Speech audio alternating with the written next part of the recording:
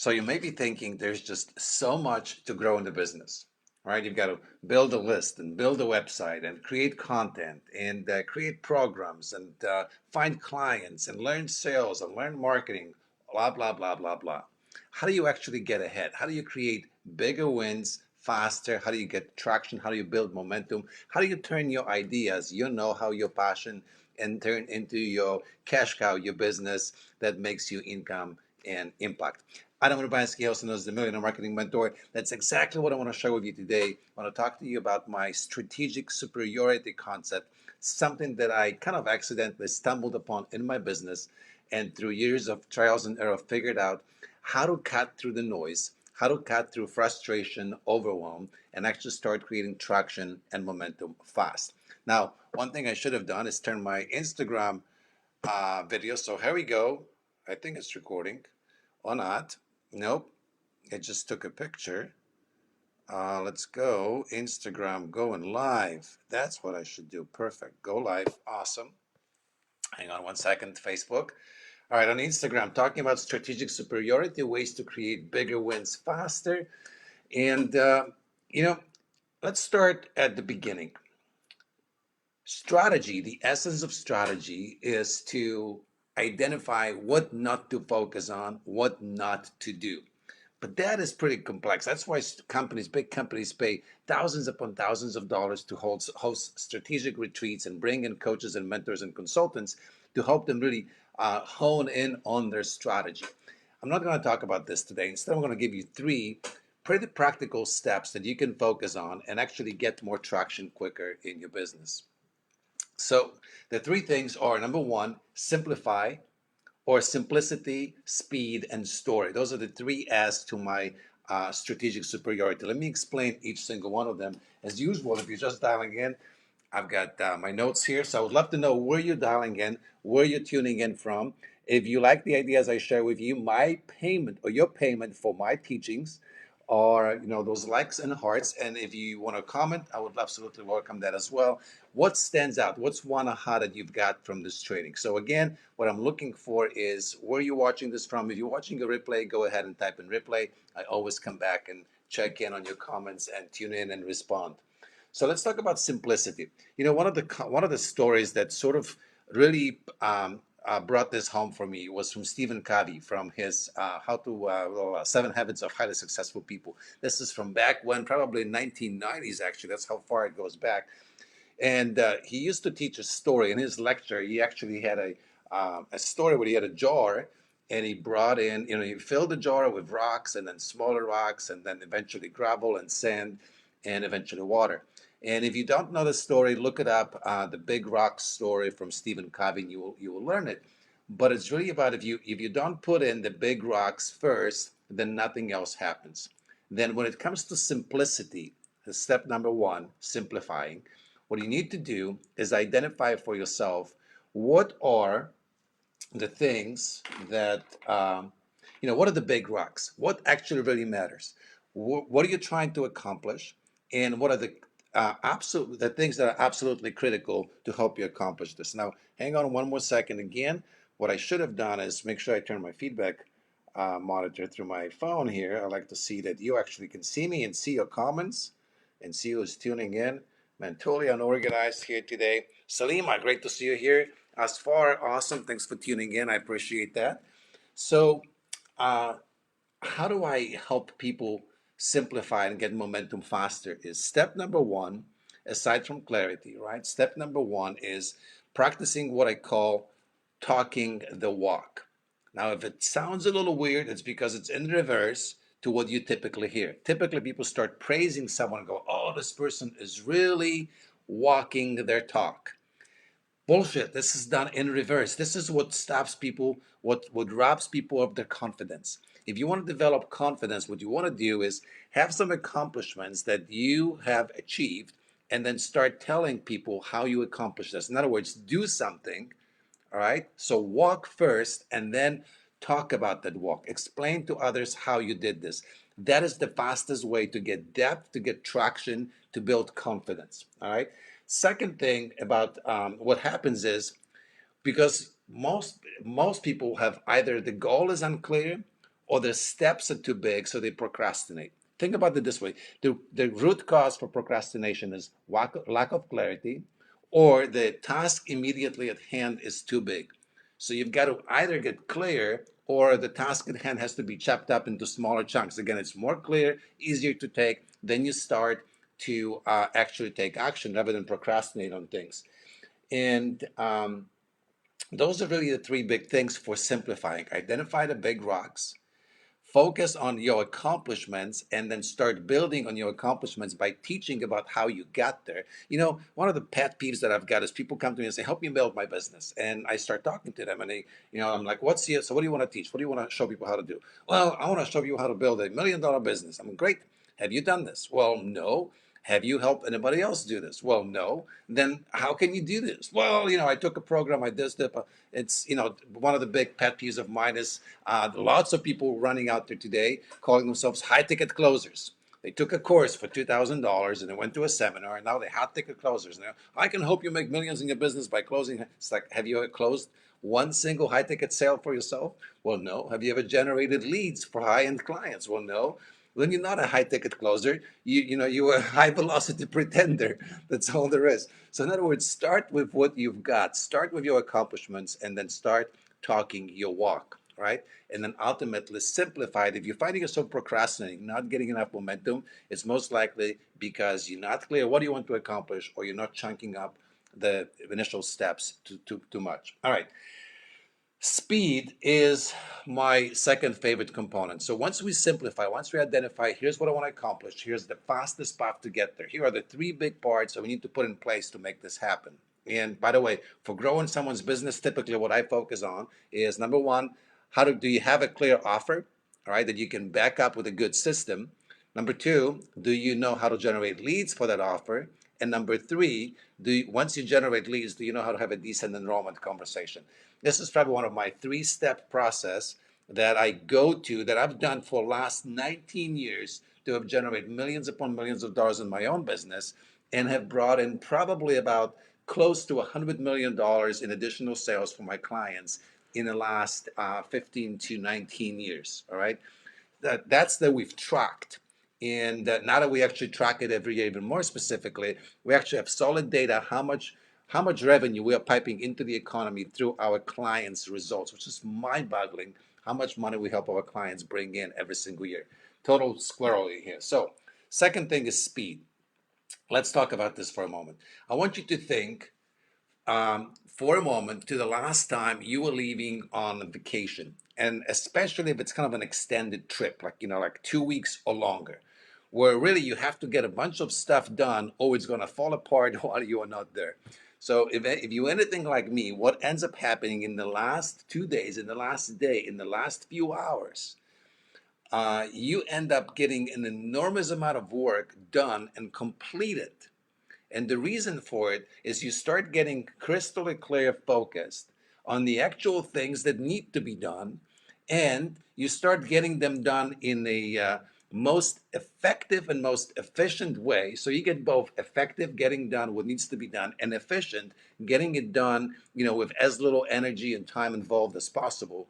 Versus on a regular basis, we tend to be both ineffective and inefficient. We focus on shit that doesn't need to be done and do it in such convoluted, procrastinative way. Procrastinative, is that a word? Well, it is now. That just not doesn't support us, right? So think about times you go on vacation, how much you get done. And I want to share with you three kind of stories or lessons around speed, why it's important. Number one, I call it my law of diminishing importance. What I've noticed is that when we get an idea and we don't act on it fast, with every passing hour and every passing day, that idea becomes less and less important for us, less and less exciting, and more scary and downing. So I want you to think about last time someone has done something nice for you, and really a huge favor, and you thought, oh my god, it's so amazing. What I want to do, I've got to reward them somehow. And you concoct this idea in your head of maybe creating a custom elaborate gift, and you're going to go out of your way to show them how grateful you are for their support, for the thing that they've helped you do, or the favor they bestowed upon you. But you get busy, and a day goes by and you don't do this, right? And you just think, I need to do this amazing gift. And you could have just picked up the phone and thanked them. You could have just sent an email or a text message or call them, right? But no, you want to create this elaborate thing because it's so, and you're excited. You truly want to do this. But a day goes by, and the next day you kind of go like, dang it, I really need to get to this. But you get busy, and 2 days go by. And then one more day, and on day three, you kind of go like, this is now a little late. It's like it's kind of whatever. And now a week goes by, and you haven't sent the card, you haven't sent the message, you didn't even say thank you in the first place. And now you're thinking, well, this is a little weird and a little awkward to send this big elaborate gift.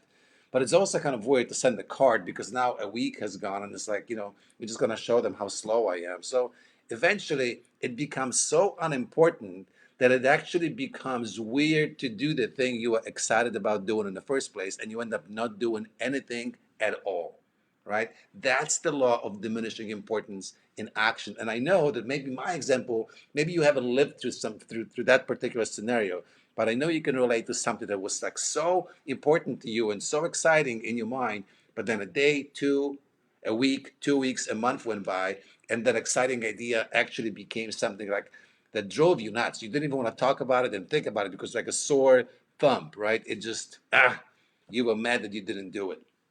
Second thing is a law, Parkinson's law. Again, I don't want to get in depth. You can look it up. There are a bunch of weird final studies done about this. But essentially, the Parkinson's law is about the fact that task at hand will expand to fill the time allotted, which is amazing. If you give yourself 15 minutes to write an article, what will be amazing that you will write an article. Now, it will not be 5,000 word essay. It's not possible, but you will write a brief article in 15 minutes.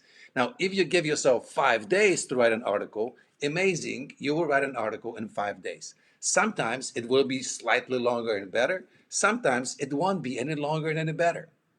Now, here's another important thing.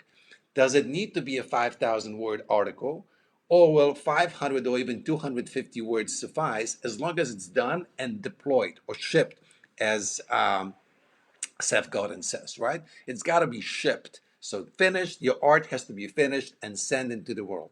And if you give yourself 15 minutes, you get it done in 15 minutes. Again, that day before the vacation. So be aware of the fact that when you get ideas, sometimes they're so elaborate and so brilliant that you believe you need months upon months to get them completed. And instead ask yourself, how do I get this done?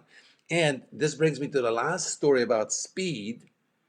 And I read an article, this is now many moons ago, that amazingly, the technology we use today, things like our phones, computers, most gadgets get completed to the point where they're actually fully functioning within 72 hours, right? Within 3 days of a major industry trade show.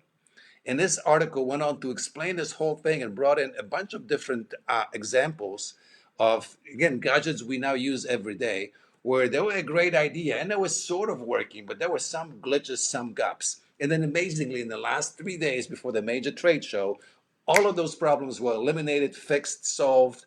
And the reason for it is they wouldn't, it was fear of embarrassment. They couldn't just show up for the major trade show and bring in a non-functioning gadget. It had to work, so they get it done. So today, many times I will finish my trainings and tell people, look, identify one idea and within 72 hours, bring it to full completion. It doesn't have to be pretty. It doesn't have to be, automated, delegated. It just has to go from the idea to fully working. As ugly as it possibly gets, but it's got to be fully working. And it reminds me a story of companies like actually many companies started this way, but Zappos.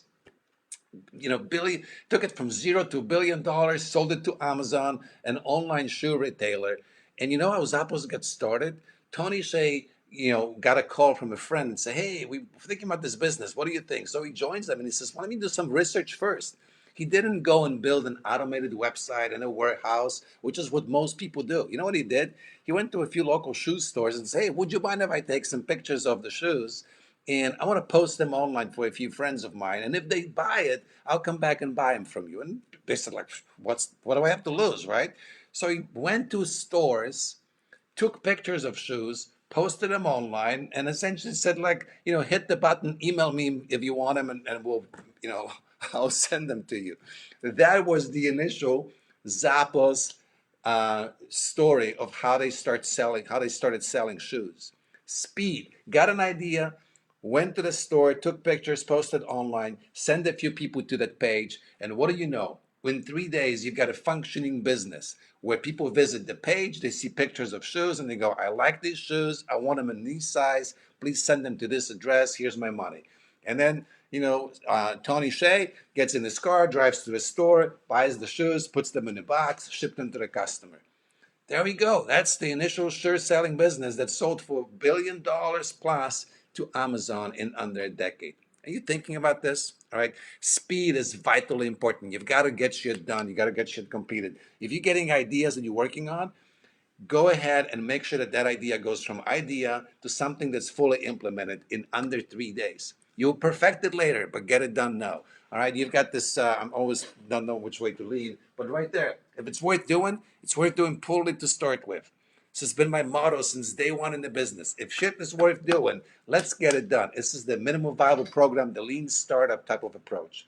Final thing I want to share with you. All right, so simplify, speedify, and final thing is that glues it all together once again is a story. What's going on right here? The beliefs of how fast or how slow or how well you can get things done will determine your actual amount of effort that you put into this and results. Shamika, man, great to see you here. Here's a story from an annual income to now a quarterly to now a monthly income. Pretty cool to watch this story.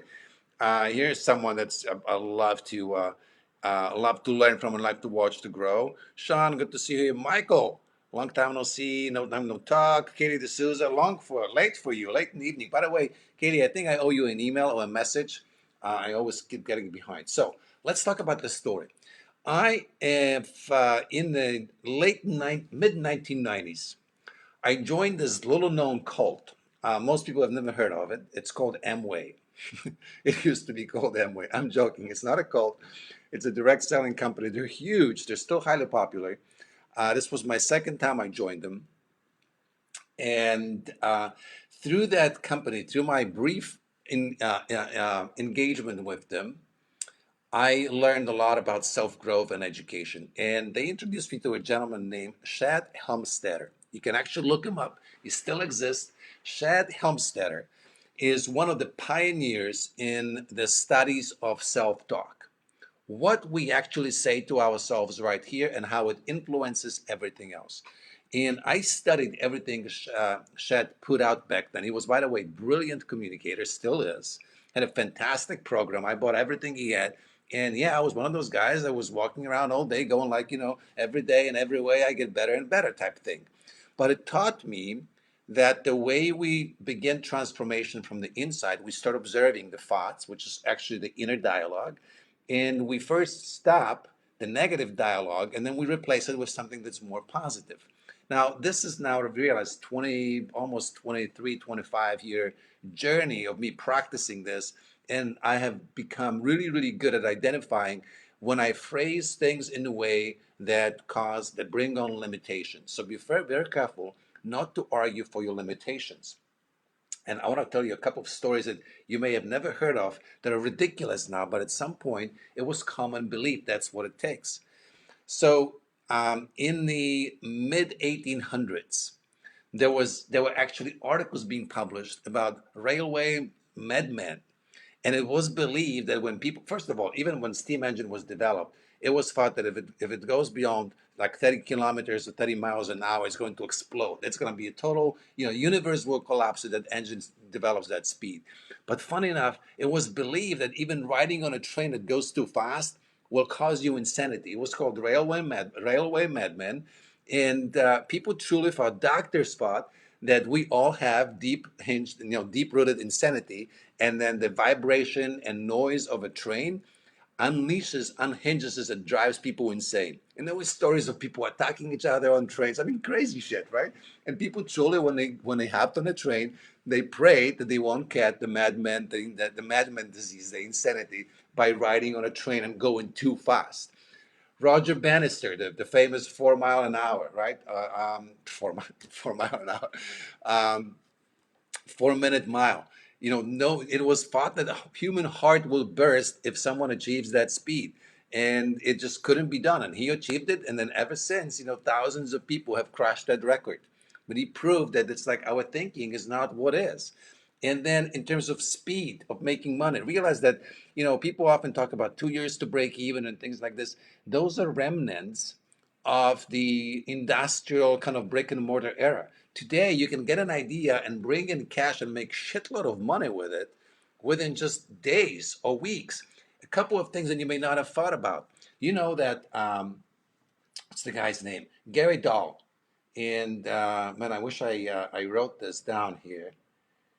Gary Dahl. I don't have that. Yeah, I do have that. You probably have heard of this little genius, weird, crazy idea called Petroc. And he started this in, I believe, in 1945. He got the idea, something like this. Do you know that? Oh, it wasn't Petroc. So Petroc, I forgot how much money it made, but it made a few $1 million, like very, very quickly. There's another idea that Slinky, Petroc started later. Slinky started in 1945. It was an engineer. Slinky, one of those springs that goes like this, was an engineer that was building something, actually like suspension for a car, and he noticed a spring that moved off the table, and he was fascinated that he watched it. It was just like he wasted time watching that spring, and he was like, wow. So he took a $500 loan, and created a bunch of those springs and took them to a market somewhere, and he sold out instantly. It was an instant hit in the first 2 years of Slinky, which is a spring hitting the market. You know how much money that business made in the first 2 years? $1 billion. $1 billion in 2 years for a freaking spring that's wrapped in a bag and sold like, hey, here we go. Here's your Slinky, right? Snuggie is another crazy idea. It took a while before they went to the market, but when it went to the market, so there was another product before Snuggie. Snuggie got the idea and created their own version and massaged their way into the market. Pretty much like within 2 years of getting started, they were making $20 million a month in sales. $20 million in sales within 2 years. So all this bullshit that people have, like, oh, it's gonna take forever. I'm not ready. I've got to maybe in a year. I'm preparing to prepare, so I am ready to be prepared. Like, stop this insanity. Fix the story in your mind. That's big part of your strategic superiority. All right. That's part of the way of how I help clients create big wins faster. How do we rev up people's revenue? How do we take them from an annual income to a quarterly income to a monthly income? And in some cases, in a few occasions, even a weekly income. Pretty cool stuff, right? So if you're interested in this, always DM me. We'll talk about our revenue rev up methods if there are something that we could profitably use for you. Meanwhile, to recap, the strategic superiority is all about deciding what are the most important things. What do you want to decide, and what are the fastest, biggest, most important steps to get there? Don't major in minor activities. Focus on the big rocks. And the way we do this is, number one, we simplify everything that you do. What is the simplest, fastest path? What are the simplest steps you can take right now? The second thing, we focus on speed. If it's worth doing, it's worth doing fully, it's worth doing fast right now. Let's just get it to work. We'll fix it, we'll make it work better later. But to start with, let's actually make sure that it has legs, that people want it, that it's going to function. And final thing is, anything that gets in our mind, when we start believing in stories that essentially argue for our own limitation, let's stop that. Let's stop that. Let's start looking at how do we create wins. If we start thinking we can't, let's start asking how can we. All right, that's it. That's my big pep talk for the day. Let's see, Livia, awesome to see you here. Bob, thanks for your support. Diana, I believe we should connect, so let's chat soon. Man, Shad is watching. Awesome. Tiffany, good to see you here. Tiffany is such a rock star. Oh my gosh, she turns dreamers into actual entrepreneurs. What a superstar. All right, that's it for the day, ladies and gents. Until next time, here's to your success. Cheers.